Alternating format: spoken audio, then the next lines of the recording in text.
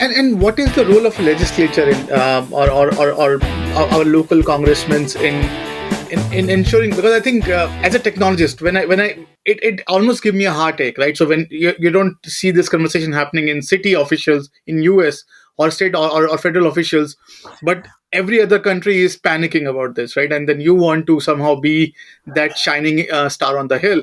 So what do you think should happen to sort of deliver on this locally here as well? I think the US is just completely missing the boat. Other countries, including China, are being very, very strategic about where they're placing their training dollars and how they're developing their workforces. And they're going to be the leaders of the next century. And the US is so backwards looking. Almost all of our dollars go into a university system that is broken, has tripled in cost, and doesn't solve this problem. What workforce dollars get deployed is through something called WIOA, and that's really designed to train welders and is not designed to actually build a tech-forward economy and skill set. And when I talk to legislatures, like by and large, legislators, by and large, they are so backwards looking, fighting the previous wars in the previous century, and not thinking about the future. And there's very little, if any, stomach to do anything other than university and training welders. And any innovation that exists would be at the state level or maybe even the local level, which is super, super disconnected and fragmented, which isn't a scalable way to do it. So frankly, like, what does the United States need to do? Like, we have proposed programs where it's super simple. Have a lifetime grant of between $3,000 to $5,000 per person that can be deployed based on retraining and reskilling. Tax credits to enterprises for retraining and reskilling, short-term programs outside of the calcified university system and the broken WIOA system. There's just I can't tell you how profoundly disappointed I am with the United States in our inability to attack a clear and present danger and problem to our global competitiveness, and it's fallen largely on enterprises to pick up the slack. But it's really disappointing. Interesting. I think I couldn't agree with you more on this. So, as a technologist, right? So, obviously, when government is not picking the tab, hopefully the citizens locally could at some capacity. So, I'm curious to learn what you as an organization is doing to play your part in spreading that, and what do you think other cohorts around you, other organizations who can support could venture in and support in this mission?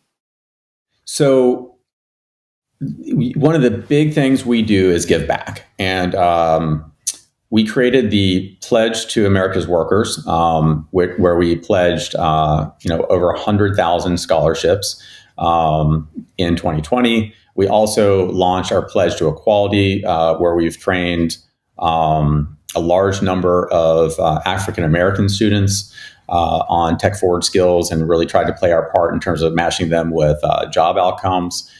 And we are partnering with, that's all Udacity funded. We also launched our Women in STEM initiative, where we're providing scholarships to women to get them trained in, more women trained in the tech fields.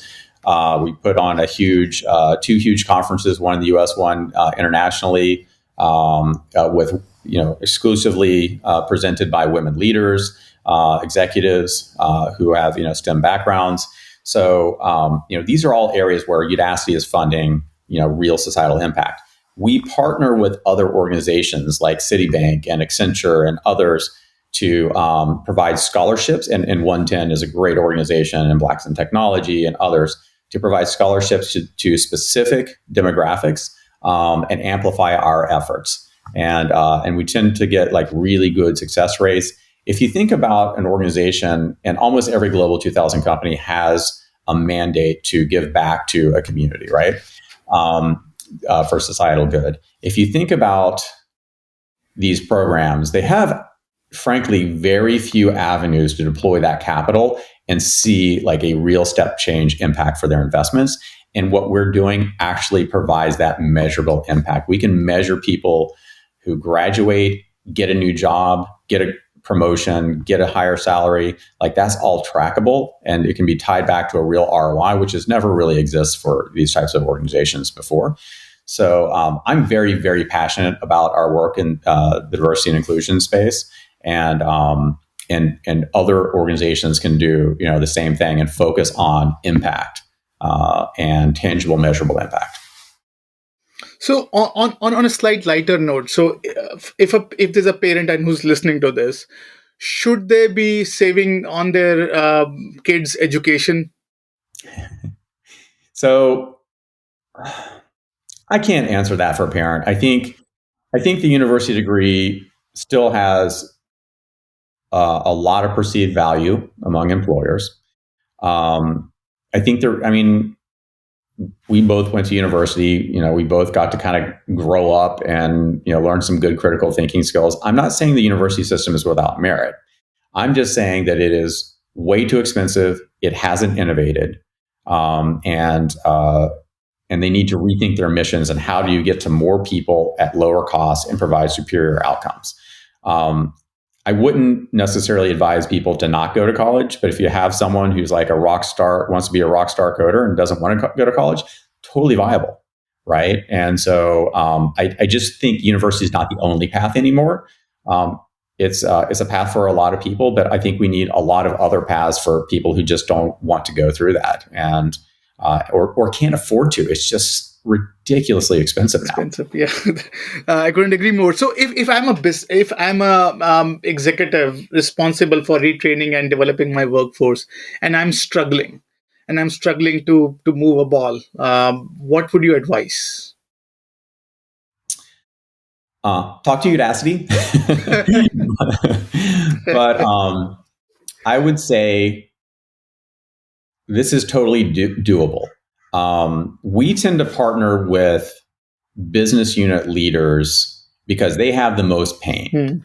And learning and development teams, there are some learning and development teams we work with that are really forward thinking. Many of them haven't made the intellectual leap of going from how do I deploy compliance training, administer college reimbursement, into how do I really understand the business critical needs of my organization and build structural, systematic learning programs around it. So number one, I'd say get serious about human capital and get serious about learning development as a transformation agent. That will take years, right?